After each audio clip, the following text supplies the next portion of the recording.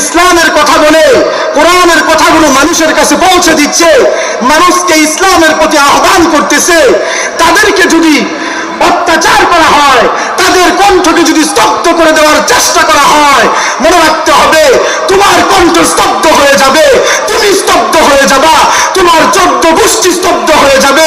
মনে রাখবা কোনো আলেমের কণ্ঠকে স্তব্ধ করতে পারবা না।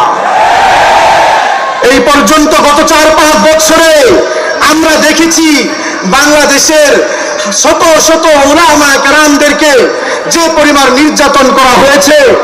এমন একজন ব্যক্তি যিনি আগামীকালকে আপনাদের এই প্রোগ্রামে আসবেন, আল্লাহ তাআলা হযরতকে এত উঁচু মাকাম দান করছেন, তুমি বাংলাদেশ থেকে চলে যেতে বাধ্য করেছো। তাতে কি হয়েছে? পৃথিবীর সমস্ত এমন এমন দেশ, এমন এমন পার্লামেন্ট যেগুলোতে তোমাকে নিয়ে কথা হয় নাই, কিন্তু মিজানুর রহমান আজদারিকে নিয়ে কথা হয়েছে।